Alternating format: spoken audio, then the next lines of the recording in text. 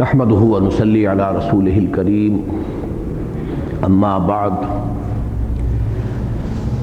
پچھلے ہفتے ہم نے اگرچہ تلاوت تو سورہ مزمل کی پہلی 10 آیات کی تھی، لیکن درس ہمارا صرف 5 آیات تک آگے بڑھ سکا تھا، لہٰذا آج ہم دوبارہ شروع سے پہلے مکمل رکوع کی تلاوت کر رہے ہیں۔ اعوذ باللہ من الشیطان الرجیم، بسم اللہ الرحمن الرحیم۔ یا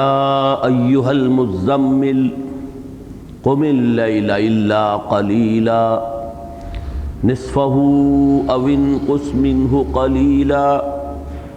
او زد علیہ ورتل القرآن ترتیلا انا سنلقی علیک قولا ثقیلا ان ناشئۃ اللیل ہی اشد وطئا واقوم قیلا ان لک فی النہار سبحا طویلا واذکر اسم ربک وتبتل الیہ تبتیلا رب المشرق والمغرب لا الہ الا هو فاتخذہ وکیلا واصبر على ما يقولون واهجرهم هجرا جميلا وذرني والمكذبين أولي النعمة ومهلهم قليلا إن لدينا أنكالا وجحيما وطعاما ذا غصة وعذابا أليما یوم ترجف الارض والجبال وكانت الجبال كثيبا مهيلا انا ارسلنا اليكم رسولا شاهدا عليكم كما ارسلنا الى فرعون رسولا فعصى فرعون الرسول فاخذناه اخذا وبيلا فَكَيْفَ تَتَّقُونَ إِن كَفَرْتُمْ يَوْمًا يَجْعَلُ الْوِلْدَانَ شِيبًا السَّمَاءُ مُنفَطِرٌ بِهِ كَانَ وَعْدُهُ مَفْعُولًا إِنَّ هَٰذِهِ تَذْكِرَةٌ فَمَنْ شَاءَ اتَّخَذَ إِلَىٰ رَبِّهِ سَبِيلًا۔ صدق اللہ العظیم۔ رب اشرح لي صدری ویسر لي امری واحلل عقدۃ من لسانی یفقہوا قولی۔ اللہم ربنا الہمنا رشدنا واعذنا من شرور انفسنا، اللہم ارنا الحق حقا وارزقنا اتباعہ وارنا الباطل باطلا وارزقنا اجتنابہ، اللہم وفقنا لما تحب وترضى، آمین یا رب العالمین۔ سورہ مزمل اور سورہ مدثر کے بارے میں جہاں تک ترتیب نزولی کے اعتبار سے بنیادی معلومات کا تعلق ہے، میں پچھلی مرتبہ تفصیلاً وہ آپ کے سامنے پیش کر چکا ہوں۔ یہ بات بھی سامنے آ چکی ہے کہ قرآن مجید میں سورتوں کے جو نہایت نمایاں جوڑے ہیں ان میں سے ایک جوڑا یہ بھی ہے۔ پھر یہ کہ ترتیب نزولی کے اعتبار سے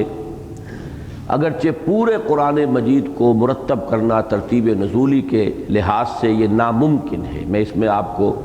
حضرت اکرمہ کا وہ قول سنا چکا ہوں کہ انہوں نے یہ کہا کہ اگر تمام جن و انس جمع ہو جائیں اور یہ کام کرنا چاہیں تب بھی وہ نہیں کر سکیں گے۔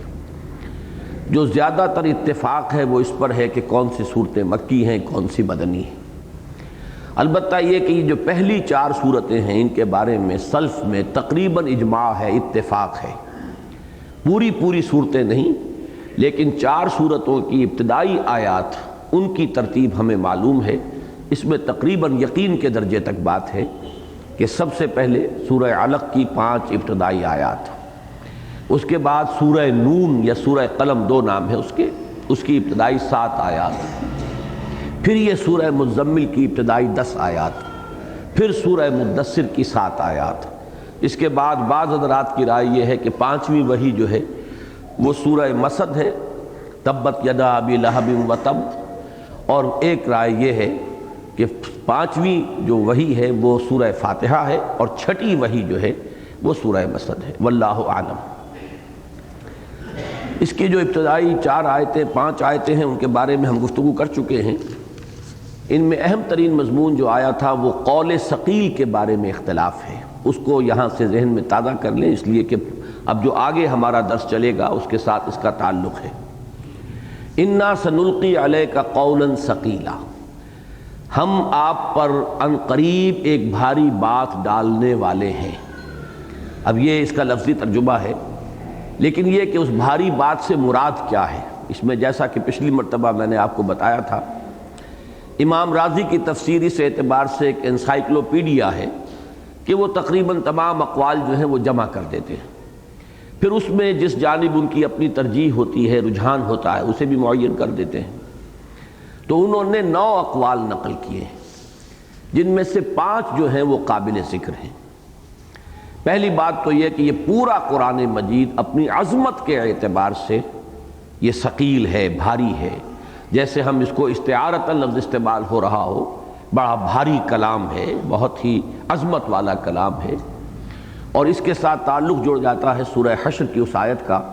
کہ لو انزلنا ھذا القرآن علی جبل لرأیتہ خاشعا متصدعا من خشیۃ اللہ۔ دوسری رائے جو ہے، اور اس پر اکثر و بیشتر مفسرین جو ہیں خاص طور پر اس زمانے کے ہمارے،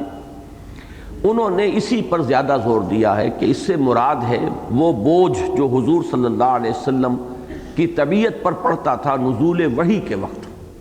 وحی کے نزول کے بارے میں متعدد روایات سے ثابت ہوتا ہے کہ اس کا بڑا ثقل حضور محسوس فرماتے تھے، بہت بوجھ آپ کے اعصاب پر بلکہ آپ کے جسم پر بھی پڑتا تھا۔ چنانچہ روایات ایسی ہیں کہ اگر آپ اونٹنی پر سوار ہوتے تھے اور وحی نازل ہوتی تھی تو اونٹنی بھی اس بوجھ کو اتنا محسوس کرتی تھی کہ وہ بیٹھ جاتی تھی اور اپنا سینہ جو ہے زمین پر ٹھکا دیتی تھی۔ اسی طرح حضرت عائشہ کی روایت ہے کہ جب خاص شدید سردی کا موسم ہوتا تھا لیکن جب وحی آتی تھی تو آپ پسینے پسینے ہو جاتے تھے، آپ کی پیشانی جو ہے وہ پوری طرح پسینے سے بھیگ جاتی تھی۔ اسی طریقے سے ایک روایت وہ بھی ہے کہ حضور کی ایک مرتبہ نشست کچھ ایسی تھی، ایک صحابی ساتھ بیٹھے ہوئے ہیں اور ان کی ران پر حضور کی ران جو ہے اس کا کچھ سہارا لیا ہوا تھا، اس نے ٹکی ہوئی تھی،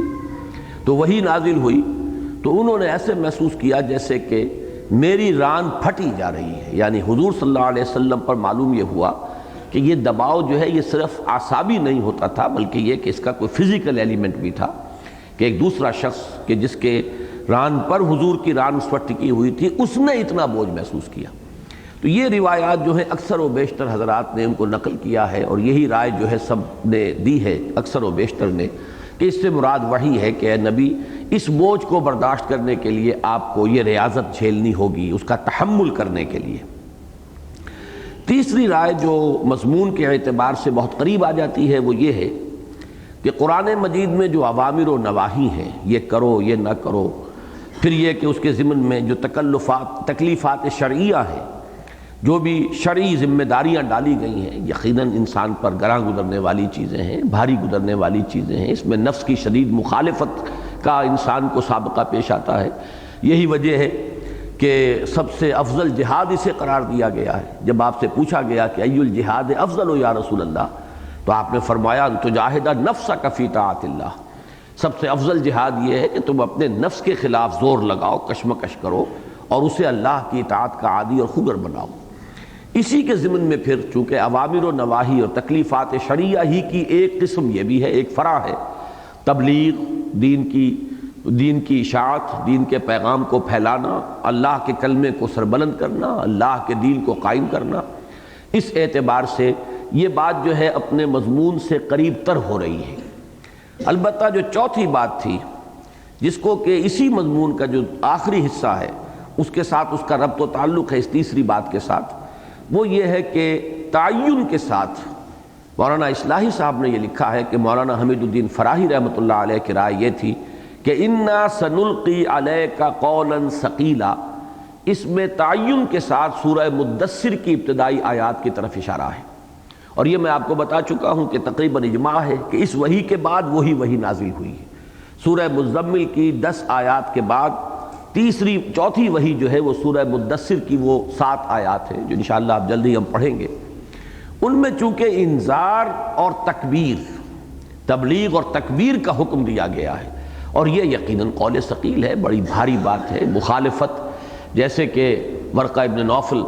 رحمہ اللہ، انہوں نے یہ کہا تھا جب حضور صلی اللہ علیہ وسلم کو حضرت خدیجہ لے کر گئی ہیں اپنے چچا زاد بھائی کے پاس کہ ان سے سنیے کہ ان کے ساتھ کیا معاملہ پیش آیا ہے غار حرا میں، تو جب حضور نے وہ ساری بات بیان کی تو انہوں نے صاف کہا یہ وہی ناموس ہے جو پہلے عیسیٰ پر آیا تھا اور موسیٰ پر آیا تھا، اور کاش کہ میں اس وقت تک زندہ رہوں جب کہ آپ کی قوم آپ کو یہاں سے نکال دے گی۔ تو حضور نے حیران ہو کر پوچھا تھا ابا مخرجیہم، کیا یہ لوگ مجھے نکال دیں گے یہاں سے؟ تو انہوں نے یہ عرض کیا کہ ہاں، جس پر بھی یہ کلام نازل ہوا ہے اور جس پر بھی یہ ذمہ داری جو ہے اللہ کی طرف سے آئی ہے، اس کی قوم پھر اس کی جانی دشمن ہو جاتی رہی ہے، اور یہ معاملہ آپ کے ساتھ بھی ہو کر رہے گا۔ تو یہ بھی ایک ثقالت کا پہلو اس میں ہے کہ یا ایھا المدثر قم فانذر وربک فکبر۔ اس کے بارے میں تفصیل جو ہے انشاءاللہ تعالی وہ جب ہم سورہ مدثر کا مطالعہ کریں گے تو پھر اس کے بارے میں تفصیل سے گفتگو ہوگی۔ پانچویں بات جو امام رازی نے خاص طور پر جس کو ترجیح دی ہے، اور یہ ذہن میں رکھیے کہ امام رازی کا مزاج جو ہے وہ متکلمانہ بھی ہے اور متصوفانہ بھی ہے، تصوف سے بھی انہیں ایک مس ہے اور شغف ہے، اور وہ ویسے متکلم تو مشہور ہی ہیں، ہمارے بڑے جو چوٹی کے متکلمین اسلام ہیں ان میں سے امام رازی بھی ہیں۔ تو انہوں نے یہاں پر تعلق جوڑا ہے وہ جو نزول اور عروج کا فلسفہ ہے،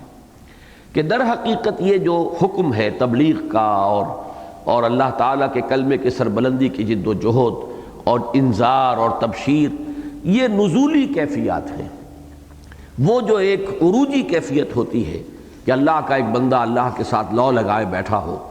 اور اس کے اندر جو ہے وہ خلق کا کوئی معاملہ ہو ہی نہ، اس میں جو پھر لذت ہوتی ہے، اس میں جو حلاوت ہے، اس میں جو کیفیات ہے، ان سے جب اترنا پڑتا ہے نیچے اور خلق کے سامنے آ کر دعوت و تبلیغ جب پیش کرتا ہے اللہ کا نبی یا کوئی بھی داعی اللہ، پھر جو اسے تانے سننے پڑتے ہیں، اسے گالیاں سننی پڑتی ہیں، کوئی پاگل کہتا ہے، کوئی مجنون کہتا ہے، کوئی ساحر کہتا ہے، کوئی شاعر کہتا ہے، تو طبیعت میں تکدر پیدا ہوتا ہے۔ کہاں وہ کیف جو حضرت موسیٰ علیہ السلام کو حاصل ہوتا تھا کوہ طور پر، یا محمد الرسول اللہ صلی اللہ علیہ وسلم کو حاصل ہوا غار حرا میں، کہاں وہ کیفیات، وہ کیف آور لمحات،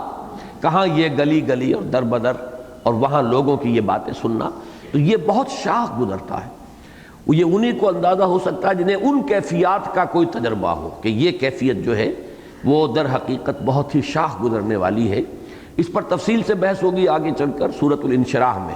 الم نشرح لک صدرک ووضعنا عنک وزرک الذی انقض ظہرک۔ تو چونکہ سورہ انشراح جو ہے یہ بھی ابتدائی صورتوں میں سے ہے، تو وہ جو دعوت دین اور تبلیغ دین اور غلبہ دین کی جد و جہد کی جو سختیاں ہیں وہ تو ابتدائی دور میں ابھی آئی کہاں تھی،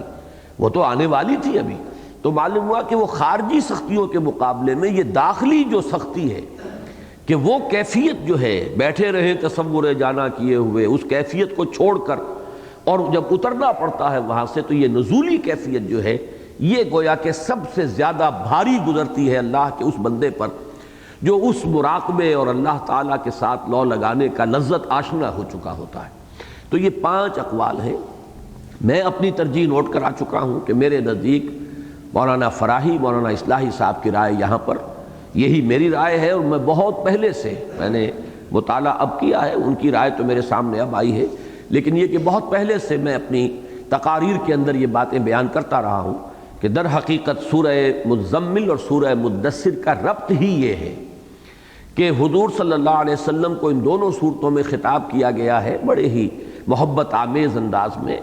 بڑے ایک عنایت اور شفقت کے ساتھ، جیسے کوئی بزرگ کسی بچے سے بات کر رہا ہو۔ ظاہر بات ہے کہ اللہ تعالیٰ کے مقابلے میں محمد الرسول اللہ صلی اللہ علیہ وسلم کا جو مقام ہے، اپنی جگہ جو مقام ہے نوع انسانی کے اعتبار سے اس کا ہم تصور نہیں کر سکتے، لیکن جیسے کہ ابن عربی کا ایک بہت عمدہ شعر ہے جو میں عام طور پر پیش کیا کرتا ہوں جب کچھ حضرات ان کے بعد ایسے اشعار پیش کرتے ہیں جو مشرکانہ ہیں، جن میں ہمہ اوست کا تصور ہے۔ الرب رب وَإِن تنزل والعبد عبد وَإِن ترقى، رب رب ہی ہے خواہ کتنا ہی نزول جلال فرما لے۔ جیسے کہ آتا ہے کہ آخری جو گھڑیاں ہوتی ہیں رات کی، پچھلا پہر جو ہے رات کا، اس میں اللہ تعالیٰ سمائے دنیا تک نزول فرماتے ہیں۔ لیکن وہ کتنے ہی نیچے آ جائیں، بلکہ یہ بھی آتا ہے اور یہی رائے ہے اکثر لوگوں کی کہ جو میدان حشر ہے یہیں اسی زمین پر ہوگا اور قصہ زمین برسر زمین ہی طے ہوگا، یہاں کے معاملات یہیں کی عدالت میں پیش ہوں گے اور اللہ تعالیٰ نزول فرمائے گا، وَجَاءَ رَبُّكَ وَالْمَلَكُ صَفًّا صَفًّا، آ جائے گا تیرا رب اور فرشتے صفے باندھے ہوئے۔ تو اب ظاہر بات ہے کہ نزول اللہ کتنا بھی اختیار فرما لے لیکن وہ تو اللہ ہے، رب ہے، اس کا مقام تو بلند ہی رہے گا، اور بندے کا مقام کتنا ہی اونچا ہو جائے، چاہے وہ 7ویں آسمان پر پہنچے ہو معراج میں، لیکن بندہ تو بندہ ہی رہے گا، مقام بندگی سے تجاوز تو نہیں ہوگا۔ تو الرب رب وان تنزل والعبد عبد وان ترقى، بڑا پیارا شعر ہے۔ اگرچہ دوسرا شعر جو ہے بڑا شدید مشرکانہ ہے، اللہ جانے ان کا ہے یا کسی اور نے ان کی طرف منسوب کر دیا، یہ علیحدہ بحث ہے کہ العبد رب والرب عبد یا لیت شعری من المکلف، رب ہی بندہ ہے، بندہ ہی رب ہے۔ اب مجھے سمجھ میں نہیں آتا کہ پھر مکلف کون ہے، کس کو حکم دیا گیا بندگی کا؟ اگر اللہ ہی مخلوق کی شکل میں آ گیا ہے معاذ اللہ ثم معاذ اللہ، تو پھر یہ عبد اور معبود کی نسبت کیسے ہوگی؟ العبد رب والرب عبد یا لیت شعری من المکلف۔ بلکہ ایک مرتبہ ہماری جب تربیت گاہ ہو رہی تھی کوئٹے میں، تو وہاں مولانا عبدالغفار حسن صاحب نے عنایت فرمائی تھی، میں انہیں ساتھ لے گیا تھا، انہوں نے وہاں درس دیا تھا حدیث کا، اور وہ یہی شعر پڑھ کر ابن عربی کی مذمت کر رہے تھے۔ تو میں نے جسارت کی تھی اور میں نے ان سے کہا تھا کہ مولانا جہاں اس کا یہ شعر جو ہے یہ اس کی طرف منسوب ہے، ممکن ہے کہا ہو، لیکن یہ کہ اس کا ایک دوسرا شعر بھی ہے، وہ میں آپ کو سناتا ہوں، اب آپ بتائیے اس میں آپ کے لیے کیا اعتراض کی بات رہ جائے گی۔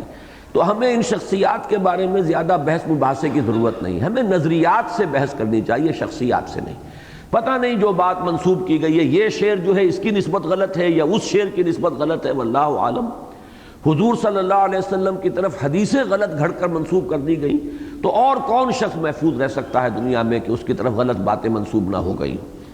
چنانچہ پروفیسر یوسف سلیم چشتی کا ایک بہت اہم مقالہ جو تھا، جو ہم نے شائع کیا، ان کی جو کتاب تصنیف تھی بڑی مارکت الآراء تاریخ تصوف، اس کا جو 6واں باب تھا وہ شائع نہیں کر سکتا تھا محکمہ اوقاف کے محکمے نے شائع کیا اس کو، لیکن 6واں باب جو ہے چھاپنے سے انکار کر دیا، وہ پھر ہم نے شائع کیا تھا۔ اسلامی تصوف میں غیر اسلامی نظریات کی آمیزش، طالب اب بھی وہ موجود ہوگا ہمارے مکتبے میں۔ انہوں نے تو ایسے ایسے واقعات نقل کیے کہ لوگوں کے موت کے بعد نہیں، زندگی میں۔ ایک بزرگ کا واقعہ لکھا، نام تو میرے ذہن میں نہیں آ رہا ہے، کہ وہ کسی اور شہر میں گئے اور وہاں جا کر مسجد میں وہ دیکھا تو ایک صاحب درس دے رہے ہیں اور ان کا نام لے کر جھوٹ بول رہے ہیں کہ فلاں نے، اس نے یہ لکھا اور اس نے یہ کہا۔ وہ خود سامع کی حیثیت سے وہاں بیٹھے ہوئے ہیں، چونکہ وہ مشہور ہو چکے تھے، ان کا نام جو ہے علمی حلقوں کے اندر ایک سند کا درجہ اختیار کر چکا تھا، تو اپنی جو حفوات تھیں یا اپنی جو یوں سمجھیے کہ گھڑی ہوئی باتیں تھیں،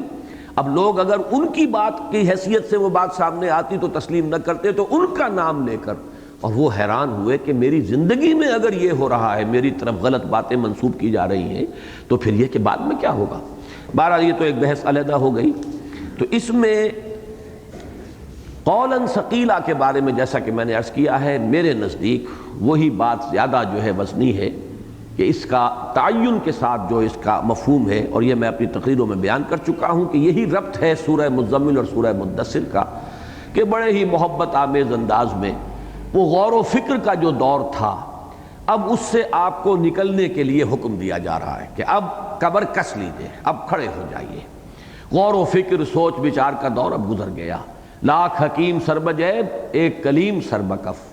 وہ غور و فکر کا دور آیا تھا آپ کی زندگی میں، بہت مختصر، جس میں کہ غار حرا میں آپ نے جا کر کئی دن قیام فرما کر، اور وہاں کیا کرتے تھے؟ تحنس، اور اس تحنس کی شرح میں بیان کر چکا ہوں، کان صفت تعبدہ فی غار حرا التفکر والاعتبار، غور و فکر، سوچ بچار۔ اب اس سے نکلیے، اب تو آپ کھڑے ہو جائیے، یا ایھا المزمل قم یا ایھا المدثر قم۔ لیکن یہ کہ یہ اب دو ہیں، کمر کس لیجیے دو کاموں کے لیے، رات کو کھڑے ہوں اپنے رب کے حضور میں، یہ ہے وہ عروج، اور اپنے رب کے کلام کو ٹھہر ٹھہر کر پڑھتے رہیے، تکرار کرتے رہیے، دہراتے رہیے، اسے اپنے اندر جذب کیجیے۔ اور دن میں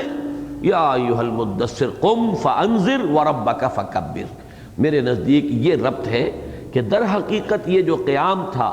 اور اس میں ترتیل قرآن کا حکم تھا، یہ تیاری کے لیے تھا، اس کام کے لیے، اس بھاری ذمہ داری کی جو سے عہدہ برا ہونے کے لیے، تیار ہونے کے لیے کہ جو سورہ مدثر میں سامنے آنے والا تھا۔ اب آگے چلیے، ان ناشئۃ اللیل ہی اشد وطئا واقوم قیلا۔ اب یہاں پر میں عرض کر دوں، آج پھر پچھلی مرتبہ بھی مجھے کہہ دینا چاہیے تھا، عربوں کا ایک خاص مزاج ہے، جس چیز سے انہیں کوئی خصوصی محبت ہوتی ہے پھر اس کے وہ بہت سے نام رکھ دیتے ہیں۔ یہ عربوں کا ایک مزاج ہے۔ 5000 الفاظ جو ہیں، تلوار انہیں بڑی محبوب تھی تو اس کے لیے انہوں نے نام رکھے ہوئے ہزاروں، شیر کے لیے نام جو ہے وہ ہزاروں ہوں گے۔ اسی طرح یہ سورہ مبارکہ جو ہے، چونکہ ویسے عام طور پر بھی ہر مسلمان جو ہے اس سے ایک بڑا انس محسوس کرتا ہے، اور آپ کو معلوم ہے کہ اس کے جو ہمارے ہاں عامل لوگ کہلاتے ہیں وہ بھی سورہ مزمل کا عمل جو ہے یہ ان کے ہاں کافی ان کے معمولات میں شامل ہے اہمیت کے ساتھ۔ تو اس میں قیل و قال بہت ہے، آراء بہت ہے، غور و فکر جو کیا ہے تو لوگوں نے جس طرح بال کی کھال اتاری ہے، اس کی وجہ سے میں تفصیل میں جانے پر مجبور ہوں کہ بعض باتیں ایسی ہیں کہ جو آپ کے علم میں لانی ضروری ہیں۔ اب مثلا ناشیہ یہ لفظ ہے، ان ناشیۃ اللیل، ناشیہ کہاں سے بنا ہے؟ یہ نشا ینشاء، یہ کہتے ہیں کسی شے کا اٹھنا ابھرنا، اس سے باب افعال بنتا ہے انشاء، کسی کو اٹھانا، انا انشأناہن انشاء فجعلناہن ابکارا عربا اترابا لاصحاب الیمین، کسی شے کو اٹھانا، پروان چڑھانا، بلند کرنا، یہ انشاء ہے۔ اور یہ لفظ جو ہے خاص طور پہ سورہ واقعہ میں بہت ہی مرتبہ استعمال ہوا ہے، نشأۃ الاولی وَلَقَدْ عَلِمْتُمُ النَّشْأَةَ الْأُولَىٰ فَلَوْلَا تَذَكَّرُونَ، وہ نشأۃ اولیٰ تھی جو تمہیں ہم نے پہلی مرتبہ پیدا کیا ہے، تو دوسری مرتبہ پیدا کرنے کو کیوں نہیں اس پر قیاس کرتے کہ جس نے پہلی مرتبہ تمہیں اٹھایا ہے وہ دوسری مرتبہ بھی اٹھا سکتا ہے۔ تو اس طریقے سے اس لفظ کا یہ جب مادہ سمجھ میں آ گیا تو اب ناشیہ جو ہے اس کے بارے میں دو رائے ذہن میں رکھیے۔ ایک تو یہ کہ یہ مصدر یا حاصل مصدر ہے، عربی زبان میں بہت سے مصدر بھی اس وزن پر آتے ہیں، جیسے اردو میں بھی ہم بولتے ہیں عافیت، عافیہ یہ مصدر ہے۔ اسی طریقے سے عاقبہ، عاقبت ہم کہتے ہیں، عاقبت خراب ہو رہی ہے یا عاقبت سنوار لو، یہ بھی مصدر ہے۔ تو عافیہ اور عاقبہ کے وزن پر یہ مصدر یا حاصل مصدر ہے جس کے معنی ہوں گے اٹھنا، ان ناشیۃ اللیل،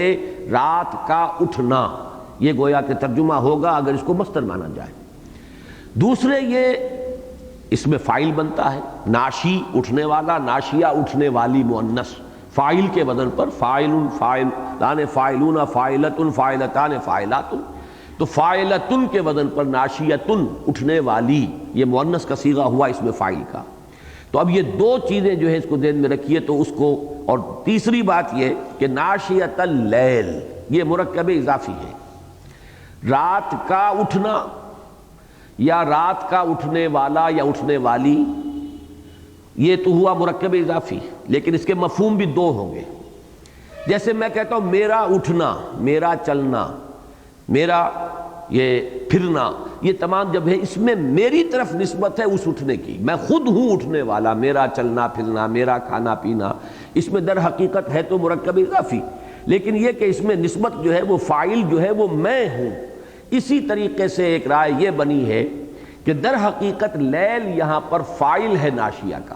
رات ہی ہے اٹھنے والی، رات ہی کی گھڑیاں ہیں اٹھنے والی۔ اور دوسرے یہ کہ ناشیۃ اللیل کا مفہوم ہے رات میں اٹھنا یا رات کو اٹھنا، یعنی یوں سمجھیے رات کا اٹھنا، ناشیۃ اللیل یہ مرکب اضافی ہو گیا، لیکن مفہوم دو ہوں گے، ایک یہ ہے کہ رات میں اٹھنا کسی اور کا، اور ایک ہے رات ہی کا اٹھنا۔ تو یہ دونوں مفہوم ہیں جو لیے گئے ہیں، اور پھر اس میں سے بھی ہر ایک مفہوم کے دو دو مفہوم بنے ہیں، وہ اب آپ کو میں بتا رہا ہوں۔ رات کا اٹھنا اس سے مراد ہے ساعات شب، رات کی گھڑیاں، ایک کے بعد دوسری، دوسری کے بعد تیسری، رات ابھر رہی ہے، رات چڑھ رہی ہے، رات جو ہے اور آگے جا رہی ہے، تو یہ جو ہے اس طرح سے ایک مفہوم یہ لیا گیا، کل رات کے بارے میں گویا کہ یہ تعبیر ہے۔ دوسری تعبیر جو ہے وہ یہ ہے کہ آغاز شب جو ہے یہ ہے در حقیقت ناشیۃ اللیل، رات اٹھ رہی ہے، کب اٹھتی ہے؟ اس لیے کہ جب پچھلا پہر رات کا ہو جاتا ہے وہ تو رات جا رہی ہے،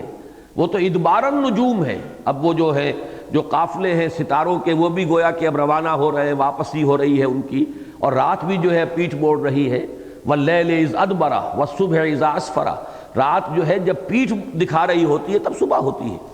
تو ایک رائے یہ ہے کہ اس سے مراد ہے رات کی ابتدائی ساعتیں، یعنی مغرب اور عشاء کے مابین کا وقت۔ اور یہ نوٹ کر لیجئے، بڑی عجیب سی بات ہے لیکن دلچسپ ہے، معلومات کی حد تک سامنے رکھیے کہ حضرت حسین رضی اللہ تعالیٰ عنہ نے یہ مفہوم لیا ہے اس کا، اور یہ ان کے جو صاحبزادے ہیں حضرت علی بن حسین بن علی،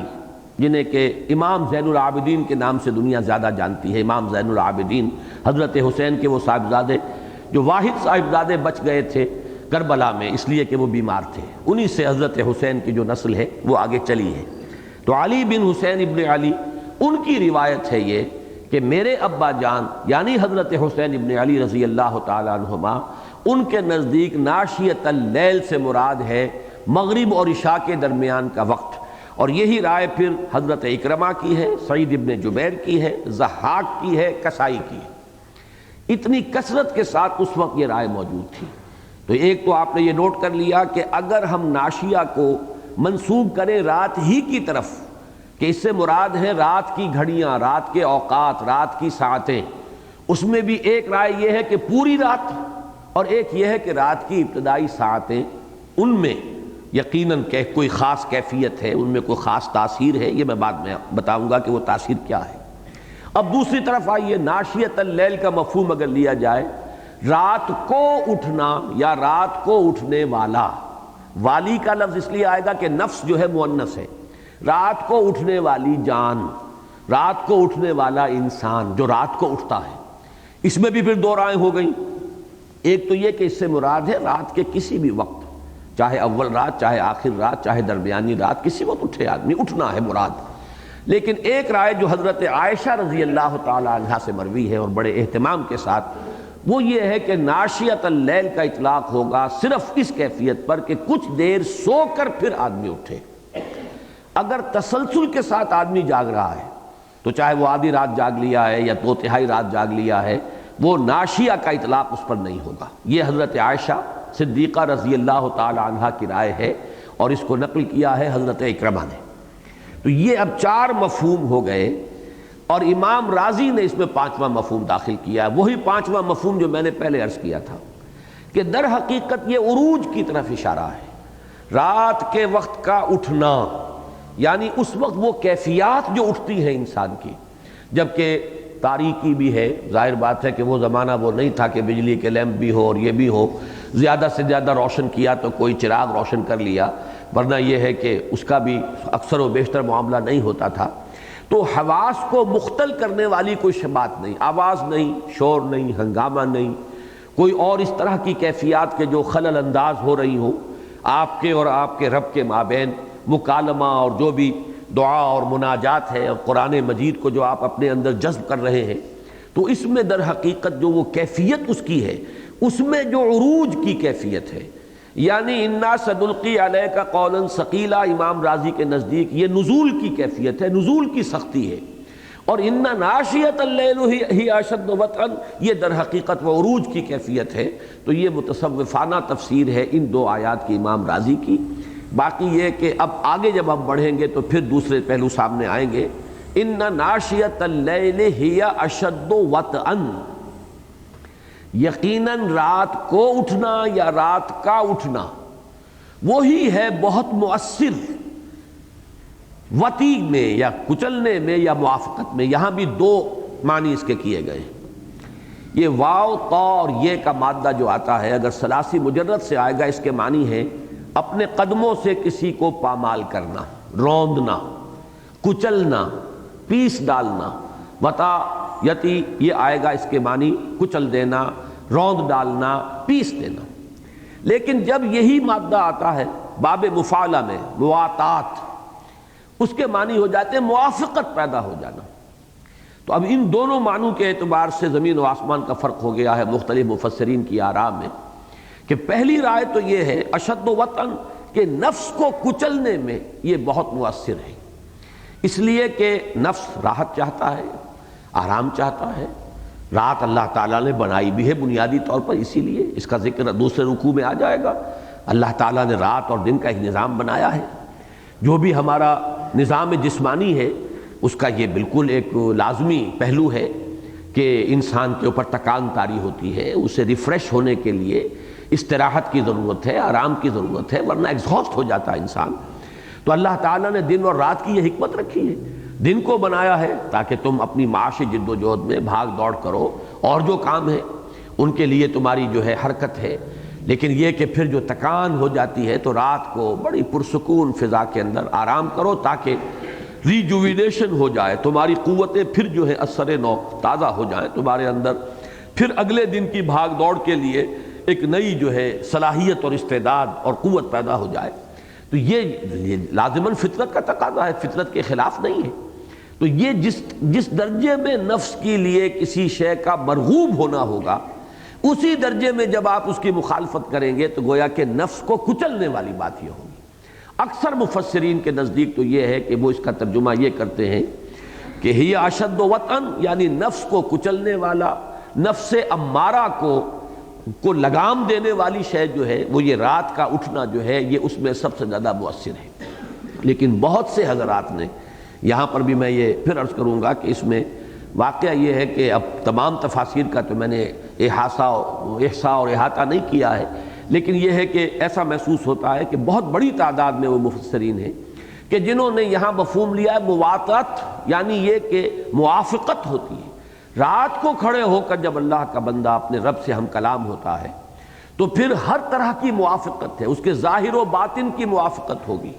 اس کی زبان اور اس کے قلب اور ذہن کے اندر مطابقت ہوگی، اس کے اندر یہ انتشار نہیں ہوگا کہ زبان کچھ اور کہہ رہی ہے اور ذہن کسی اور طرف لگا ہوا ہے۔ آپ وہ پڑھ رہے ہیں سورہ فاتحہ نماز کے اندر کھڑے ہوئے، دن میں تو ایسا بھی ہو جاتا ہے کہ آپ چونکہ فوراً جو آئے ہیں اپنی دکان سے اٹھ کر تو کوئی ایسی ناگوار وہاں بات تھی کہ آ تو گئے ہیں نماز میں کھڑے ہو گئے ہیں، لیکن ذہن الجھا ہوا ہے، گویا کہ وہ مطابقت اور وہ موافقت نہیں ہے۔ آپ کی زبان جو ہے، بلکہ یوں کہیے کہ وہ جو فارسی کا ایک مقولہ ہے کہ من چیمی گویم و تنبورہ من چیمی سرایت، میں کیا کہہ رہا ہوں اور میرا تنبورہ کیا کہہ رہا ہے، وہ تنبورہ میرا جو ہے وہ دماغ ہے وہ کسی اور میں الجھا ہوا، کسی اور خیال میں ہے۔ تو ذہن و قلب اور زبان کی موافقت و مطابقت کاملہ، پھر ظاہر و باطن کی موافقت، اس لیے کہ دن میں آپ نماز پڑھیں گے تو کوئی آپ کو دیکھے گا، اس کے اندر لازماً امکان پیدا ہو جاتا ہے کہ ایک ریاکاری بھی ہو۔ ریاکاری نہ ہو تو چلیے وہ ایک روٹین بن جاتا ہے انسان کا، اور ایک عادت کے حیثیت سے انسان جو ہے جب نماز پڑھتا ہے تو اس کے اندر جو ہے وہ کیفیت نہیں رہتی کہ جو میں اس سے پہلے اپنے درس میں بیان کر چکا ہوں کہ شاہ ولی اللہ دہلوی رحمۃ اللہ علیہ نے تو عبادت کے عادت بن جانے کو آفات میں سے شمار کیا ہے۔ عبادت کی تاثیر جو ہے کم ہو جاتی ہے جبکہ وہ عادت بن جائے، عادت ثانیہ بن گئی، تو عبادت کی اصل تاثیر تو اسی وقت ہے جبکہ کشمکش ہو رہی ہو نفس کے ساتھ، تو گویا کہ اس مجاہدہ مع نفس جو ہے اس میں وہ عبادت جو ہے وہ گویا کہ آپ کا ہتھیار بنا ہے۔ لیکن اگر نفس ہی عادی ہو گیا ہے تو پھر یہ کہ وہ مجاہدے والی کیفیت نہیں رہے گی، اس لیے اس کے اندر وہ تاثیر بھی باقی نہیں رہے گی۔ اس پہلو سے رات کا جاگنا جو ہے خاص طور پر اس میں ریاکاری کا کوئی امکان نہیں، بالکل سکون کے ساتھ تاریکی میں تنہائی میں اللہ کا بندہ اللہ سے ہم کلام ہے۔ تو ان ناشئۃ اللیل ہی اشد وطئا واقوم قیلا، اب یہ دو معنی ہو گئے، ایک یہ کہ یہ رات کا اٹھنا، رات کا جاگنا، رات کا اٹھنے والا نفس امارہ یا رات کی اٹھنے والی گھڑیاں، یہ میں نے چاروں مفہوم جو بیان کیے، وہ پوری رات کا مسئلہ ہو یا رات کے کسی خاص حصے کا، سو کر اٹھنا ہو جو سب سے زیادہ حضرت عائشہ صدیقہ رضی اللہ تعالی عنہ کی رائے کے مطابق ہے، یہ بہت ہی مؤثر ہے دو اعتبارات سے۔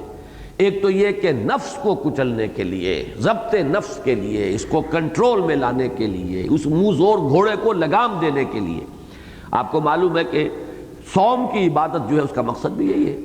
کہ جو آپ کے نفس کے تقاضے ہیں ان کو آپ لگام دے سکیں، انہیں اپنے کنٹرول میں لا سکیں۔ یہ منہ زور گھوڑا ہے آپ کا نفس، اور اس کو اگر آپ لگام دے سکیں گے تو یہ آپ کا بہت عمدہ مرکب بن جائے گا، اس پر آپ سواری کریں گے، اسی کے ذریعے سے آپ نیکیاں کمائیں گے، بھلائیاں بنائیں گے، آخرت کے لیے سامان کریں گے۔ لیکن اگر کہیں یہ اتنا منہ زور رہا کہ آپ کے اوپر اس کا قابو چل رہا ہو تو پھر نہ معلوم یہ کس کھائی میں آپ کو گرائے، کہاں پٹخ دے کہاں پٹخ نہیں دے۔ تو یہی وہ سارا فلسفہ یہاں بھی ہے کہ رات کا اٹھنا، ان ناشیۃ اللیل ہی اشد وطئا واقوم قیلا۔ اقوم قیلا جو ہے، قیل سے مراد قول، اس پر اجماع ہے، جو بات کہی جا رہی ہے قول ہے، اور اقوم سب سے زیادہ سیدھا، یعنی اس وقت یوں سمجھیے کہ جو بات نکلتی ہے انسان کے زبان سے وہ سیدھی تیر کی طرح اس کے اپنے وجود میں بھی سرایت کرتی ہے۔ اور اسی کو یوں سمجھیے کہ اس میں چونکہ نماز کا یہاں پہ ذکر ہو رہا ہے کہ یہ قیام جو ہے صرف کھڑا ہونا نہیں ہے، بلکہ جیسا کہ پچھلی مرتبہ میں بیان کر چکا، اس سے مراد ہے نماز کا قیام، اگرچہ اس میں طول القنوت ہوگا، زیادہ کھڑے رہنے والا معاملہ ہوگا، لیکن اس میں جو دعا کا پہلو ہے، یہ دعا جو ہے جس کو اقبال نے کہا ہے کہ دل سے جو بات نکلتی ہے اثر رکھتی ہے، تو یہ تو گویا کہ تیر کی طرح سیدھی جاتی ہے۔ تو دعا اور مناجات کا معاملہ بھی، اور پھر یہ کہ زبان جو کچھ کہہ رہی ہے، جو میں نے عرض کیا تھا، چونکہ اسے جذب کرنا ہے اپنے اندر، تو بہت ہی براہ راست جو ہے یہ انسان کے قلب و ذہن کے اندر اترتی چلی جاتی ہے۔ اسی کو حضرت عبداللہ ابن عباس نے اس کا مفہوم یہ بیان کیا ہے، اجدر ان یفقہ فی القرآن،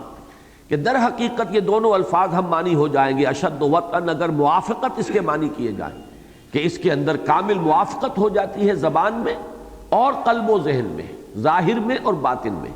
اور جو بات ہے وہ بھی سیدھی، سب سے زیادہ سیدھی انہی لمحات میں، انہی ساعات میں ہوتی ہے۔ تو اس سے اب جب قرآن اس وقت پڑھا جائے گا تو اس کی باریکیوں پر غور بھی ہوگا، اس میں سب سے زیادہ تفقہ کی کیفیت حاصل ہو جائے گی، اسے انسان اپنے ذہن کے اندر بھی اتارے گا اور اپنے قلب میں بھی اتارے گا۔ ان ناشیۃ اللیل ہی اشد وطئا واقوم قیلا ان لک فی النہار سبحا طویلا۔ تمہارے لیے دن کے وقت میں بھی سبح طویل ہے۔ اب میں پھر یہی لفظ رکھ رہا ہوں ابھی، اس لیے کہ اس کے دو معنی کیے گئے۔ اکثر لوگوں کی رائے جس پر اجماع ہے وہ میں بعد میں بیان کروں گا۔ اصلاحی صاحب نے یہاں ایک بڑی منفرد بات کہی ہے، بعض اعتبارات سے دلیل ان کی خاصی قوی ہے۔ صبح کے لفظ کو سمجھیے، صبح اسی سے لفظ تسبیح بنا ہے۔ تسبیح جو ہے وہ سبحان اللہ سبحان اللہ، نماز کو بھی تسبیح کہا گیا ہے۔ وَسَبِّحْ لَيْلًا طَوِيلًا سورہ دہر میں آئے گا، وَمِنَ اللَّيْلِ فَاسْجُدْ لَهُ وَسَبِّحْهُ لَيْلًا طَوِيلًا۔ تو مولانا اصلاحی صاحب کا کہنا یہ ہے کہ اس سے مراد یہ ہے کہ دن میں بھی تسبیح کرنی ہے، آپ کے لیے ہے دن کے اوقات میں بھی تسبیحات اور طویل تسبیحات، یعنی یہ نہ سمجھیں کہ یہ صرف رات ہی کا نسخہ ہے جو تجویز کیا جا رہا ہے، بلکہ یہ تو آپ کو ذکر کثیر اور ذکر دوام جو ہے اس کی کیفیت حاصل کرنی ہوگی، کہ یہ نہیں ہے کہ دن کے وقت بالکل انسان غافل ہو جائے، بلکہ یہ کہ اس میں بھی وقفے وقفے سے، جیسے کہ بعد میں جب شکل بنی ہے، جبکہ معراج کے بعد 5 وقتہ نمازوں کا نظام آ گیا ہے، تو اس میں تو گویا کہ تھوڑے تھوڑے وقفے سے نکال کر اور پھر تسبیح کرو، پھر اللہ کی جناب میں کھڑے ہو جاؤ، پھر تکبیر کرو، تسبیح کرو، رکوع کرو، سجود کرو، قرآن پڑھو، یہ ساری کیفیات جو ہے دن کے اوقات میں بھی۔ اس وقت تک ابھی نماز کا کوئی ذکر نہیں تھا، دن میں 5 وقتہ نماز کا۔ پہلے حکم آیا رات کا قیام، اور اس کے اندر طوالت ہے، 2/3 1/3 یا نصف شب جو ہے اس کے آس پاس قیام کرو، لیکن دن میں بھی تسبیحات کا اہتمام کرو، دن میں بھی اوقات وقفے وقفے سے۔ اور پھر یہ کہ اس کا نتیجہ کیا نکلے گا، جسے ذکر کثیر کہا گیا ہے سورہ جمعہ میں، جس لیے کہ جب نماز ادا ہو چکے، فَإِذَا قُضِيَتِ الصَّلَاةُ فَانتَشِرُوا فِي الْأَرْضِ وَابْتَغُوا مِن فَضْلِ اللَّهِ وَاذْكُرُوا اللَّهَ كَثِيرًا لَعَلَّكُمْ تُفْلِحُونَ۔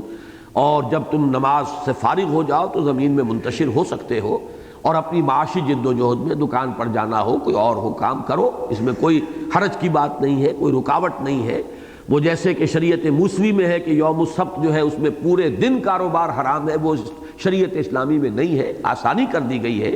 تم اپنی معاشی دوڑ دھوپ میں اندر یعنی مصروف ہو سکتے ہو، لیکن اللہ کے ذکر سے غافل نہ ہونا۔ وَاذْكُرُوا اللَّهَ كَثِيرًا، ذکر کثیر، کام کرتے رہو لیکن اللہ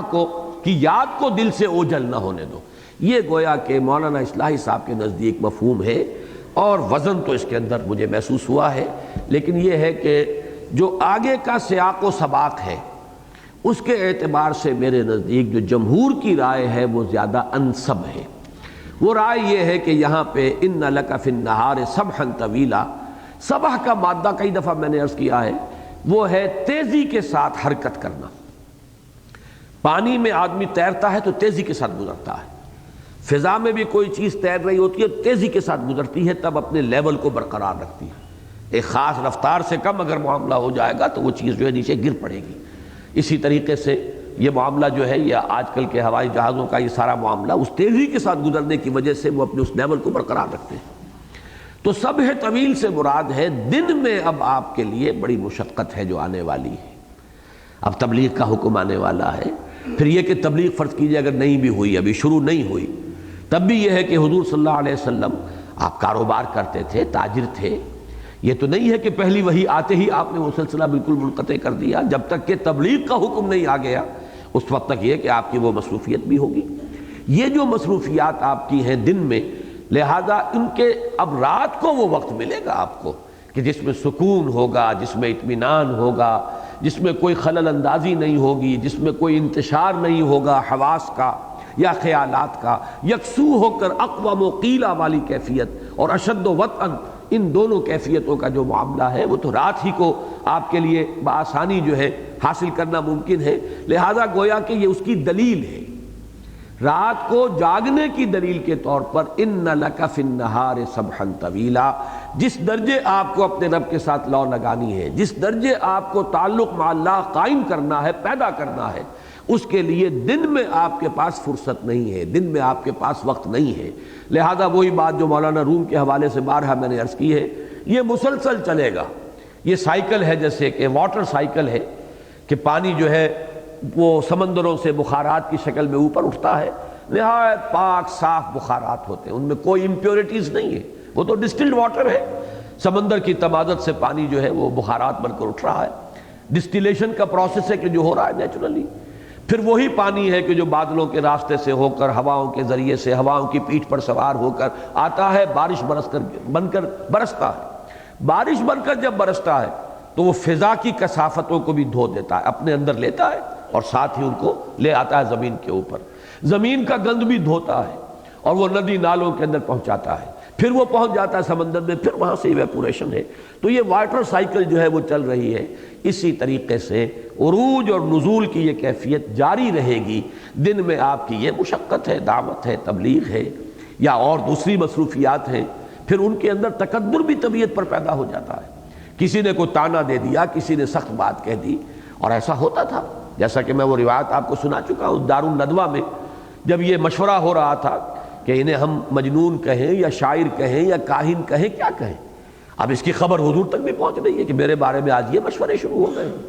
میں انہیں اللہ کی طرف بلا رہا ہوں، اپنا فرض منصبی ادا کر رہا ہوں. جب یہ خبر آئی تو آپ رنجیدہ ہو کر اور کپڑے میں لپٹ کر لیٹ گئے. اب یہ کیفیت بالکل طبیعی ہے اور فطری ہے. تو یہ بھی روایات موجود ہیں، قرآن مجید کی نص سے صریح موجود ہے. وَلَقَدْ نَعْلَمُ أَنَّكَ يَضِيقُ صَدْرُكَ بِمَا يَقُولُونَ. اے نبی ہمیں خوب معلوم ہے کہ جو کچھ یہ لوگ کہتے ہیں اس سے آپ کا سینہ بھجتا ہے. اس سینے کو پھر دوبارہ کشادہ کرنا، پھر وہ عروج کی کیفیت ہے رات کے وقت، تو وہ ہے اِنَّا سَنُلْقِي عَلَيْكَ قَوْلًا ثَقِيلًا إِنَّ نَاشِيَةَ اللَّيْلِ هِيَ أَشَدُّ وَطْئًا وَأَقْوَمُ قِيلًا. وہ ڈسٹیلیشن پروسیس ہوگا رات کے وقت. آپ کی طبیعت میں کوئی کدورت آ گئی ہے، کسی کی طرف سے کوئی تکدر آ گیا ہے، کوئی اور ایسی کیفیت، ان کیفیات کو اب صاف کرنا ہے، ان کو دھونا ہے. یہ ڈسٹیلیشن پروسیس جو ہے یہ رات کے وقت ہوگا. دن میں آپ کے لیے مشقت ہے اور اس مشقت میں کلفت بھی ہے. اس کے اندر طرح طرح کی جو آپ کے قلب پر اور آپ کی کیفیات جو ہیں قلبی، ان کے اندر تکدر پیدا ہونے والے اسباب بھی موجود ہیں. تو یہ میرے نزدیک زیادہ صحیح ربط ہے جو جمہور مفسرین نے اختیار کیا ہے کہ ان لک فی النہار سبحا طویلا. دن میں آپ کے لیے بڑی دوڑ دھوپ ہے. صبح کے معنی دوڑ دھوپ، بھاگ دوڑ، حرکت کرنا، ادھر سے ادھر، ادھر سے ادھر آنا، جو بھی کوئی مشقت جو ہو رہی ہے تو دن میں وہ ہے. اور رات کے وقت جو ہے ان اوقات کو اب خالص کیجئے تاکہ آپ اپنے رب کے ساتھ لو لگا کر کھڑے ہو اور اس کے کلام کو اپنے اندر جذب کریں. اس کے بعد کے 3-4 آیات جو ہے میرے نزدیک اب وہ سبح طویل کا یہ مفہوم جب معین ہو گیا تو اب اس کے حوالے سے ان کی اب بڑا نکھر کر جو ہے ان کا مفہوم سامنے آئے گا. وَاذْكُرِ اسْمَ رَبِّكَ وَتَبَتَّلْ إِلَيْهِ تَبْتِيلًا. اور اپنے رب کا نام یاد کرو، میں لفظی ترجمہ کر رہا ہوں، وذکر یاد کرو اسم ربک اپنے رب کے نام کو، وتبتل اور منقطع ہو جاؤ الیہ اسی کی جانب پورے طور پر تبتیلا۔ یہ تبتیل مفعول مطلق کہلاتا ہے، اگرچہ یہاں ذرا فرق ہے کہ مفعول مطلق کے اندر وہی مصدر آتا ہے جو فعل کا ہوتا ہے۔ فعل یہاں آیا ہے تبتل باب تفعل سے، مصدر آیا ہے باب تفعیل سے تبتیل۔ اب اس کا ایک سبب تو یہ ہو سکتا ہے کہ اس کے جو قوافی ہیں، جو صوتی آہنگ ہے، اس کے ساتھ ہم آہنگ کرنے کے لیے بجائے تبتلا کے وتبتل الیہ تبتلا، اس کی طرف ایسے منقطع ہو جاؤ جیسے کہ منقطع ہونے کا حق ہے، لیکن یہ کہ اس کی بجائے وہ مادہ وہی ہے لیکن باب تفعیل سے لے آئے۔ لیکن اس کا ایک اور مفہوم بھی ہے، وہ میں بعد میں عرض کروں گا۔ اب اس میں دو حکم دیے جا رہے ہیں ایک ہی آیت کے اندر، لیکن ان کو آپ سمجھیں گے وہ پس منظر جو ہے جس میں اب کلفت بھی ہے، کوفت بھی ہے، لوگوں کی طرف سے باتیں جو آ رہی ہیں وہ آپ کے کانوں میں پہنچ رہی ہیں۔ چنانچہ جب ہم یہ معین کر چکے ہیں کہ یہ تیسری وحی ہے جو اس وقت ہم پڑھ رہے ہیں، تو دوسری وحی میں یہ بات آ چکی ہے کہ آپ کو مجنون کہا گیا، نون والقلم وما یسطرون ما انت بنعمت ربک بمجنون۔ ظاہر بات ہے کہ حضور کی طبیعت پر اس سے تکدر ہو رہا ہے۔ اس کیفیت کے اندر فرمایا گیا وَاذْكُرِ اسْمَ رَبِّكَ وَتَبَتَّلْ إِلَيْهِ تَبْتِيلًا۔ اب ان کیفیات سے نبردازمہ ہونے کے لیے آپ کے پاس ایک ہی ذریعہ ہے، ایک تو یہ کہ اپنے رب کے نام کی مالا جپتے رہو، یہ وہی ذکر جو دن کے اندر بھی دن کے اوقات کے اندر بھی یہ جو ذکر کثیر کی کیفیت ہے اس کو برقرار رکھو۔ وَاذْكُرِ اسْمَ رَبِّكَ، اس میں یہ بات پہلے کئی مرتبہ بیان کر چکا ہوں کہ اس میں رب کیوں آیا ہے، یہ کیوں نہیں کہا وَاذْكُرْ رَبَّكَ۔ قرآن مجید میں یہ دونوں انداز اختیار کیے گئے، وَاذْكُرْ رَبَّكَ فِي نَفْسِكَ تَضَرُّعًا وَخِيفًا، اے نبی آپ اپنے رب کو یاد کیجئے اپنے جی کے اندر تضرع عاجزی کے ساتھ اور خوف کے ساتھ، یعنی یہ کیفیات جو ہے لیکن اپنے دل میں یاد کیجئے، لیکن وہاں آیا ہے اپنے رب کو یاد کیجئے۔ اس میں رب اور رب میں فرق کیا ہے اس کو سمجھ لیجئے۔ در حقیقت اللہ تعالیٰ کی ذات، جیسے کہ میں سورہ حدید میں بھی بڑی تفصیل سے بیان کر چکا ہوں، بہت ہی مفصل بحثیں اس پہ آ چکی ہیں، ہمارا اللہ تعالیٰ کے ساتھ جو بھی ذہنی اور قلبی رشتہ ہے وہ صرف اس کے اسماء و صفات کے حوالے سے ہو سکتا ہے، اس کی ذات کو تو ہم جانتے ہی نہیں۔ اب ہوتا یہ ہے کہ آپ نے ایک شخص کو دیکھا ہے، اس کا نام لیا جائے، فوراً وہ شخص آپ کا، اس کی پوری شخصیت آپ کی نگاہ میں آ جائے گی، اس لیے کہ آپ نے دیکھا ہوا ہے۔ نام سے فائدہ یہ ہوا کہ جیسے ہی اس کا نام آیا، چونکہ آپ اس شخص سے واقف ہیں، اسے آپ نے دیکھا ہوا ہے، تو نام کے حوالے سے فوراً اس کی شخصیت آپ کے سامنے آ جائے گی۔ یہ معاملہ اللہ کے ساتھ تو ہے نہیں، اس لیے کہ اللہ کو تو ہم نے دیکھا نہیں۔ اللہ کی ذات ہمارے تصور سے، تخیل سے، وراء الورا ثم وراء الورا ثم وراء الورا، اس چیز کو واضح کرنے کے لیے جو ذکر ہے اس کو اللہ کے اسماء و صفات جو ہے وہ ذریعہ ہے اللہ کے ساتھ اپنا ایک ذہنی اور قلبی رشتہ جوڑنے کا۔ اس میں بھی چونکہ اگرچہ ہم الفاظ تو استعمال کرتے ہیں اسماء و صفات، قرآن مجید میں کہیں بھی اللہ کے لیے لفظ صفت نہیں آیا ہے۔ یہ تو ہماری تقسیم ہے کہ جو اللہ کے نام ہیں وہ جب نکرہ صورت میں آتے ہیں، اس میں نکرہ کی شکل میں تو ہم انہیں صفت کہتے ہیں۔ قدیر صفت ہے، القدیر یہ اللہ کا نام ہے، رحیم صفت ہے، نکرہ ہے، الرحیم یہ گویا کہ اللہ کا نام ہے۔ یہی فرق ہے، صرف باریک سا فرق ہے، ورنہ واقعتاً اللہ کے تمام نام جو ہے صفاتی ہیں۔ اس میں صرف ہٹ کر جو رائے ہے وہ ہمارے بعض صوفیہ کی ہے۔ صوفیہ کے نزدیک اللہ جو ہے یہ اللہ کا اسم ذات ہے، اسی لیے اس آیت کے حوالے سے اور اسے دلیل بنا کر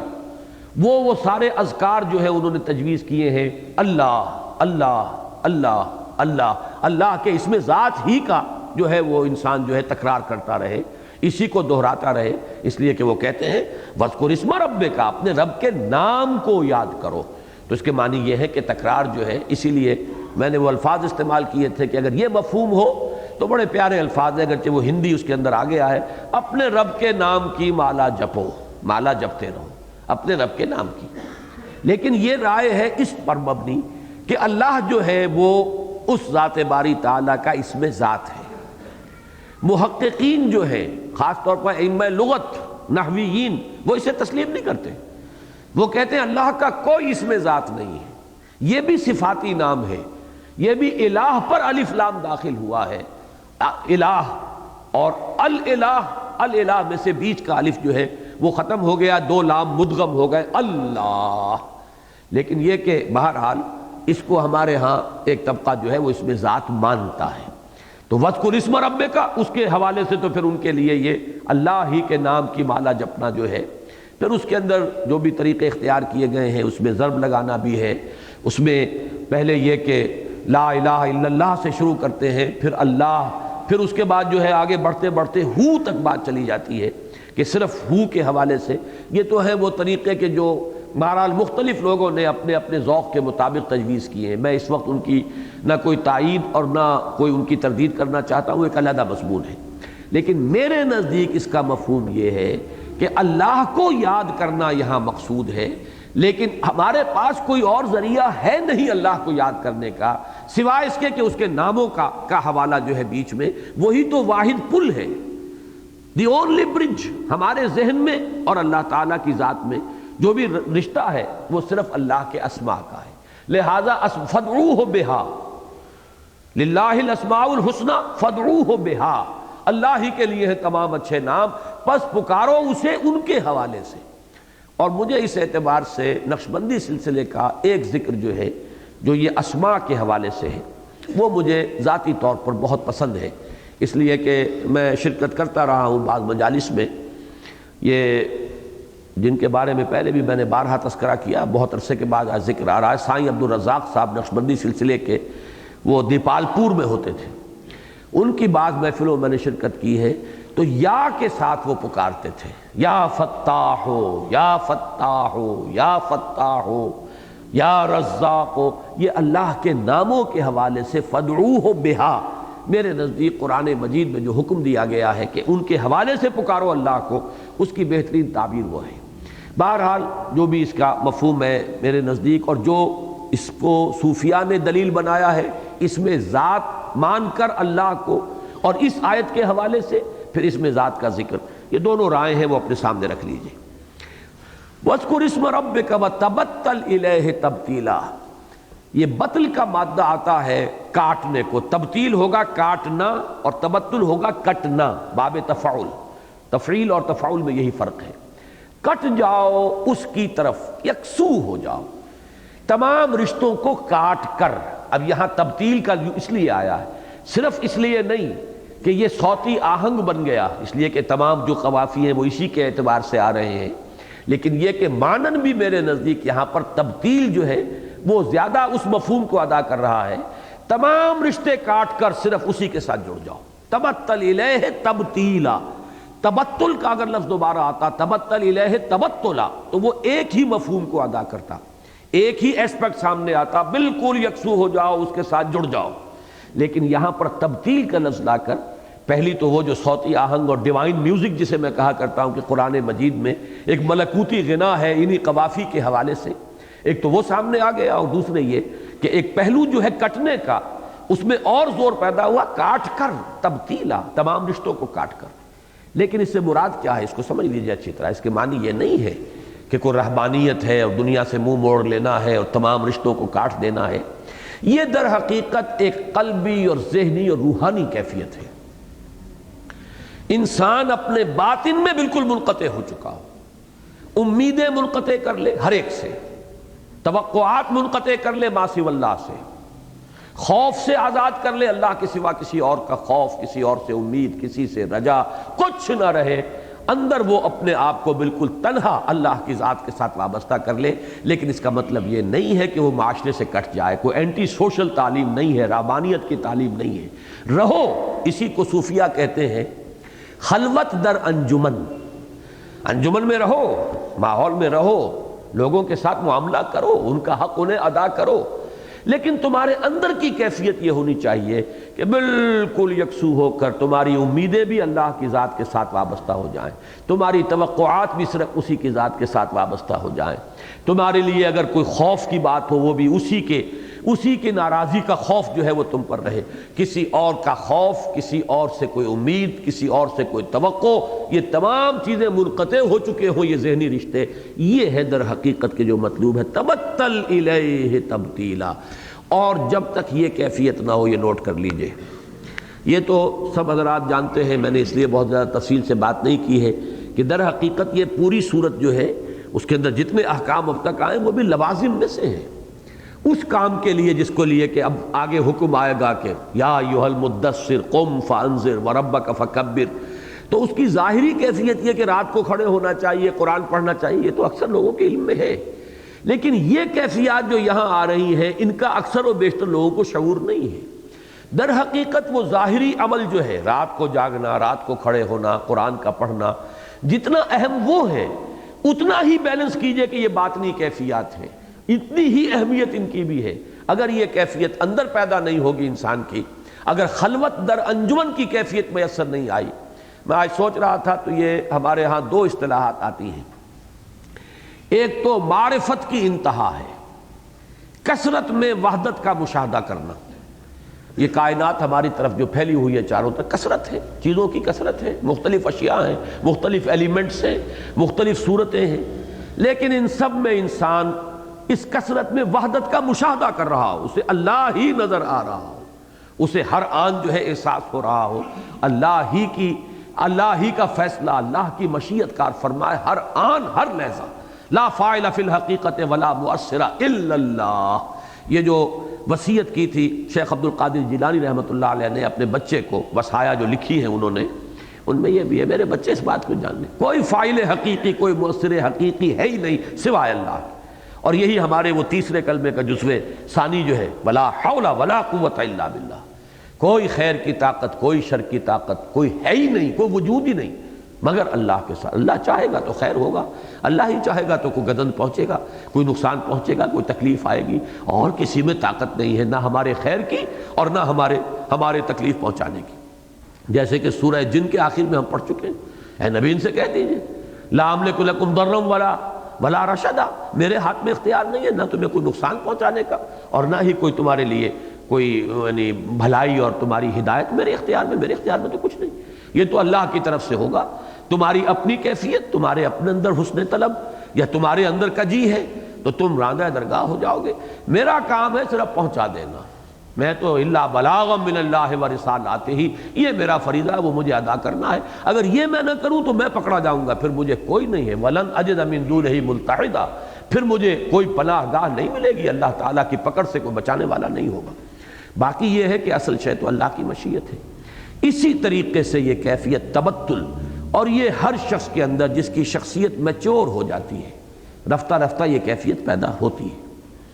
اس لیے کہ انسان خارج میں ظاہر بات ہے اس دنیا میں رہتا ہے، کسی کی بات سے خوشی ہوتی ہے، کسی کی بات سے رنج ہوتا ہے، کسی نے کچھ کہہ دیا ہے جو اس سے توقع نہیں تھی، جس سے سب سے اچھی توقع ہو اس کی طرف سے ذرا سی ہلکی بات بھی آ جائے، تھوڑی سی بات بھی آ جائے تو رنج اور صدمہ بہت ہوتا ہے. جہاں توقع ختم ہو جائے ٹھیک ہے، جب توقع ہی اٹھ گئی غالب کیا کسی کا گلہ کرے کوئی. یہ ساری کیفیات ہوتی ہیں، لیکن یہ ہے کہ وہ اندر کی ایک کیفیت انسان کی جو باطنی شخصیت ہے وہ اس طرح ہو کہ وہ ان بدلتے ہوئے حالات سے اثر پذیر نہ ہو رہی ہو. اس لیے کہ کسی سے کوئی توقع ہی نہیں، توقع ساری اللہ سے ہے. کسی سے کوئی امید نہیں، امیدیں ساری اللہ کی ذات کے ساتھ وابستہ ہے. کسی سے کوئی اندیشہ نہیں، کسی سے کوئی خوف نہیں، جو بھی ہے اللہ کا ہے. اگر یہ کیفیت ہوگی تب آدمی چل سکے گا، ورنہ یہ ہے کہ ان چیزوں سے متاثر ہو کر وہ آسیلیٹ کرتا رہے گا ادھر سے ادھر، اور کہیں بھی آگے اس کی پیش قدمی نہیں ہو سکے گی. تو فرمایا وَاذْكُرِ اسْمَ رَبِّكَ وَتَبَتَّلْ إِلَيْهِ تَبْتِيلًا. رب المشرق والمغرب لا الہ الا هو فاتخذہ وکیلا. وہ رب ہے مشرق اور مغرب سب کا. رب کے لفظی معنی اگرچہ ہمارے ہاں زیادہ مشہور ہو چکے ہیں، پالن ہار، پروردگار، پرورش کنندہ، لیکن یہ ذہن میں رکھیے اس کا اصل مفہوم ہے مالک ہونا، مالک ارض و سما. رب البیت گھر والا، گھر کا مالک. رب المال مال والا. یہ تجارت وغیرہ کے اندر یہ ہے، مضاربت میں جو ہوگا کہ ایک ہے جس کا مال ہے، ایک ہے جس کی محنت ہے. رب المال وہ ہے جس کا روپیہ لگا ہوا ہے. تو رب در حقیقت مالک کے معنی میں، اور اس کا چونکہ منطقی نتیجہ یہ ہے کہ جو چیز آپ کی ملکیت ہوگی آپ چاہیں گے کہ اس میں بڑھوتری ہو، ترقی ہو، آگے بڑھے، تو اس میں وہ پرورش کرنا، پروان چڑھانا اس کے نتیجے کے طور پر شامل ہوا ہے، ورنہ رب کا اصل مفہوم جو ہے وہ ملکیت ہے، مالک ہونے کا مفہوم ہے۔ تو یہاں فرمایا وہ آسمان، یہ زمین، مشرق اور مغرب کا مالک ہے، آقا ہے، رب ہے، مختار مطلق ہے، اس کے اذن کے بغیر پتا تک نہیں ہلتا، لا الہ الا ہوا، اس کے سوا کوئی الہ نہیں، کوئی معبود نہیں، کسی کو کوئی اختیار حاصل نہیں، فاتخذہ وکیلا، اب یہ بھی وہی باطنی کیفیت ہے، بس اسی کو پکڑو اپنے وکیل کے حیثیت سے۔ وکیل کہتے ہیں کارساز، جس کے حوالے آپ اپنا معاملہ کر دیں۔ آپ کا مقدمہ کوئی چل رہا ہے، آپ نے وکیل کر لیا، بس وکیل کر لیا، اب گویا کہ آپ مطمئن ہیں، وہ وکیل مدافعت کرے گا، وہ وکیل آپ کے مفادات کی جو ہے وہ نگرانی کرے گا، دیکھ بھال کرے گا، تاریخ آ رہی ہے اس میں نمٹ لے گا، یہ ساری چیزیں، قانون اب اس نے پڑھنا ہے، آپ کے لیے نکتے اس نے نکالی، یہ وکیل ہے۔ تو وکیل وہ ہے کہ جسے کوئی کام سونپ کر آدمی مطمئن ہو جائے اور اسے سمجھے یہ میرا کارساز ہے، میرا کام یہ کر دے گا، یہ وکیل ہے۔ فاتخذہ وکیلا، بس اسی کو پکڑ لو کہ وہی وکیل ہے۔ یہ در حقیقت توحید کا وہ ایک بڑا منطقی نتیجہ ہے، جس کو کہ جیسا کہ میں نے بارہا عرض کیا ہے کہ یہ باطنی کیفیات جو ہے توحید کی، ان پر بہت کم غور ہوا ہے، ان پر غور کیا ہے صرف صوفیاء نے، اس لیے کہ یہ فقہ کا یہ موضوع نہیں ہے۔ فقہ کی کتابیں لکھی جائیں گی، ان میں یہ چیپٹرز ملیں گے نہیں، کسے توکل کسے کہتے ہیں اور مقام رضا کیا ہے، یہ ساری چیزیں جو ہیں یہ فقہ کے موضوعات نہیں۔ فقہ تو بحث کرے گی طہارت سے، نماز کے ارکان سے، یہ تمام چیزیں جو ہے، پانی کون سا پاک ہے، کون سا پانی ناپاک ہے، فقہ تو یہاں سے چلے گی۔ اس وجہ سے یہ چیزیں اکثر و بیشتر جب سے وہ فقہی جو تصور ہے دین کا وہ غالب ہوا ہے ذہنوں کے اوپر، تو دین کا یہ جو دوسرا اسپیکٹ ہے، اور بدقسمتی یہ ہوئی کہ اسپیشلائزیشن ہمارے ہاں ہو گئی،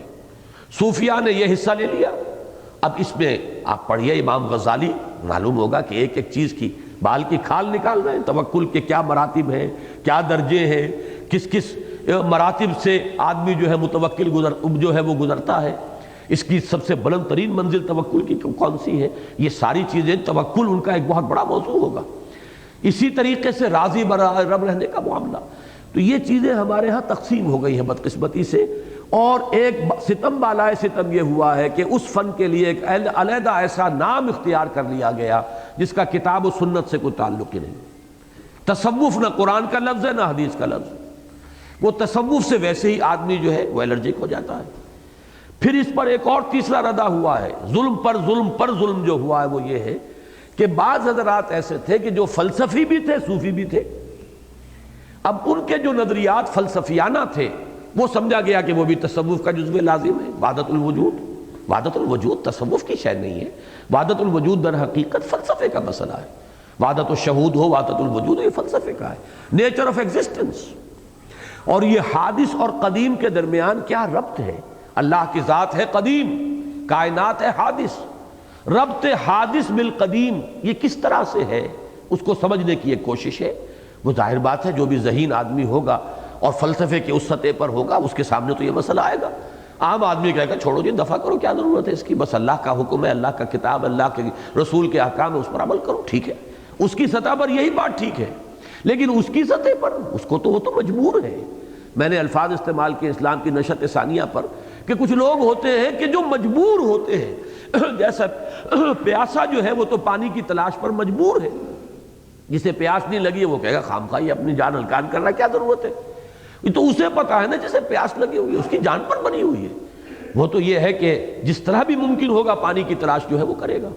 اسی طرح جن لوگوں کے ذہن میں وہ سوالات اٹھ کھڑے ہوتے ہیں وہ تو اس کے پیچھے لگتے ہیں، دوسروں کو نظر آتا ہے کہ خام خواہ کی یہ قیل و قال ہے، خام خواہ کیا ضرورت ہے ان مسائل میں۔ تو اس وقت جو بات میں کہہ رہا تھا، مجھے اس موضوع پر بات نہیں کرنی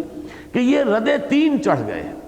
ایک تو یہ کہ اسپیشلائزیشن ہو گئی، دین کی یہ باطنی کیفیات وہ علیحدہ کر لی گئی، ظاہری معاملات یہ فقہ کا موضوع ہو گیا اور یہ دوسرا فن بن گیا، اس کے اوپر ظلم مزید، اس کے لیے اصطلاح بھی قرآن کی اصطلاح چھوڑ کر، حدیث کی اصطلاح چھوڑ کر، احسان والی اصطلاح کو ترک کر کے تصوف کا لفظ اختیار کر لیا، اس سے بھی ایک حجاب پیدا ہوا۔ اس کے اوپر تیسرا ظلم یہ کہ کچھ حضرات کے جو صوفی تھے جنہوں نے اس موضوعات سے بحثیں کی ہیں وہ فلسفی بھی تھے، ان کے حوالے سے ان موضوعات کو جن کا تعلق تصوف سے نہیں فلسفے سے ہے اسے بھی انٹیگرل پارٹ جو ہے جزو لا ينفک سمجھ لیا گیا تصوف کا۔ اس طریقے سے ہوتے ہوتے اس دور میں، جیسے کہ میں نے کل جمعے میں عرض کیا تھا اور علامہ اقبال کی کوٹیشن سنائی تھی کہ سب سے بڑی گمراہی تو یہی ہے، آدمی آج جو ہے وہ مادیت کے اندر لپٹ گیا ہے اور روحانیت سے انسان جو ہے بالکل بے بہرا ہو گیا، یہاں تک کہ ہماری مذہبی فکر جو ہے وہ بھی بہت حد تک جو مادی پہلو ہے دین کا اسی میں الجھ کر رہ گئی ہے، وہ باطنی کیفیات جو ہے وہ اس کے موضوع میں چھانے نہیں دے رہی۔ اب یہاں پر دیکھیے تبتل، کٹ جانا، اب تبتل کی ظاہری شکل اگر لی جائے تو وہ تو حرام ہے ہمارے دین میں، یہ کہ آپ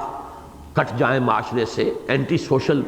جو کانسیپٹ ہے، اور یہ رہبانیت لا رہبانیت فی الاسلام، یہ تبتل ایک باطنی کیفیت ہے، اندر آدمی خلوت در انجمن ہے، سب میں سب کے ساتھ ہے لیکن کسی کے بھی ساتھ نہیں ہے، اس کے باطن کی کیفیت جو ہے وہ صرف اللہ کی ذات کے ساتھ اس کا ایک ربط اور تعلق ہے، امیدیں خوف سب صرف ذات باری تعالیٰ کے ساتھ، یہ ایک کیفیت ہے، اس کو خلوت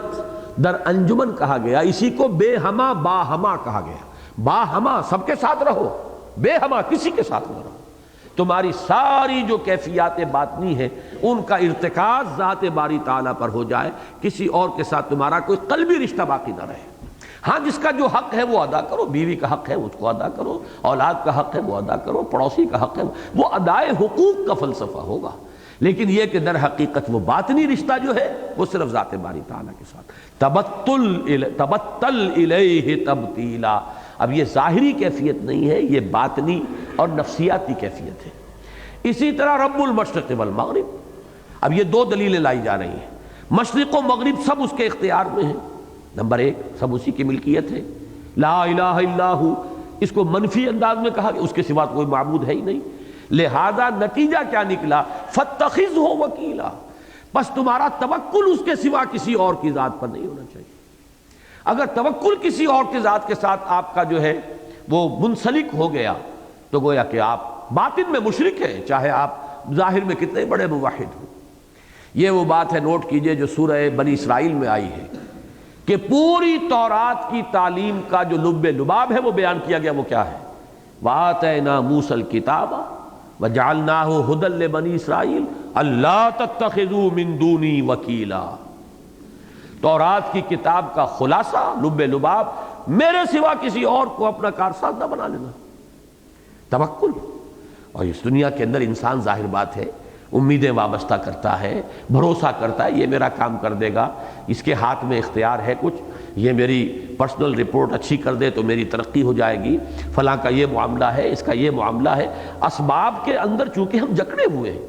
تو ہوتا یہ ہے کہ اپنے مشاہدے کی وجہ سے ہمارا توکل بھی ہوتے ہوتے وہ ان اسباب کے ساتھ وابستہ ہو جاتا ہے، بس یہی تو محجوبیت ہے، یہی اللہ سے دوری ہے۔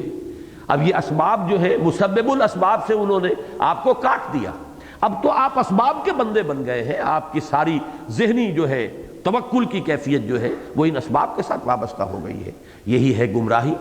اس کو فرمایا فاتخذہ وکیلا۔ سورہ تغابن کی آیت چونکہ وہ ہمارے منتخب نصاب میں، اسے بھی آپ نوٹ کر لیجئے، وہاں جو آیت آئی ہے دوسرے رکوع میں، اللہ لا الہ الا ہو وعلی اللہ فلیتوکل المؤمنون، وہ دلیل کے درجے میں اللہ وہ ہے جس کے سوا کوئی الہ نہیں، وہی بات یہاں کہی گئی، رب المشرق والمغرب لا الہ الا ہو، جب اس کے سوا کوئی معبود نہیں، جب کوئی مؤثر حقیقی نہیں، جب کوئی فاعل حقیقی نہیں، لا مؤثر فی الحقیقت ولا فاعل الا اللہ، تو اب ادھر ادھر دیکھنا کائے کو، بس اسی کو پکڑ لو، اسی کے اوپر سارا اپنا بھروسہ توکل صرف اس کی ذات پر۔ اسی طریقے سے یہ میں نے نوٹ کیا تھا کہ سورہ نساء میں 3 مرتبہ، سورہ احزاب میں 2 مرتبہ الفاظ آئے ہیں کفا باللہ وکیلا۔ اب یہ الفاظ جو ہیں یہ بہت آسان ہیں، میں نے بھی پڑھ دیے، آپ نے بھی پڑھ دیے، لیکن یہ کہ باطنی کیفیت میں دیکھیں، کبھی جانچیں اپنے آپ کو، کیا واقعتاً دل مانتا ہے اس بات کو کافی ہے اللہ بطور کارساز؟ کیا اس کے اوپر واقعتاً دل ٹھکا ہوا ہے، جمع ہوا ہے، اس کے اوپر طبیعت جو ہے مطمئن ہے؟ معاملہ جو ہے وہی میں نے جیسا کہ عرض کیا، جو اسباب ہیں، مادی اسباب ہیں، لوگوں کا معاملہ ہے، کسی کے ہاتھ میں کوئی اختیار ہے، کسی کے پاس کوئی طاقت ہے، یہ وہ چیزیں ہیں کہ جو اپنی طرف متوجہ کرتی ہیں۔ اچھا، پھر ہمیں حکم یہ بھی ہے، اس کو بھی بیلنس کیجئے، حکم یہ بھی ہے کہ اسباب سے مستغنی نہیں ہونا، اسباب کا بھرپور استعمال کرنا۔ یہ بھی جرم ہوگا اگر آپ نے اسباب کا استعمال ترک کر دیا، جرم ہوگا۔ توکل کی وہ تعلیم نہیں ہے۔ آپ اسباب اعدوا لہم ما استطعتم، جتنی بھی استطاعت ہے ساز و سامان فراہم کرو، اسلحہ فراہم کرو، گھوڑے باندھ کر رکھو، دشمن کا مقابلہ کرنے کے لیے جتنے بھی وسائل ضروری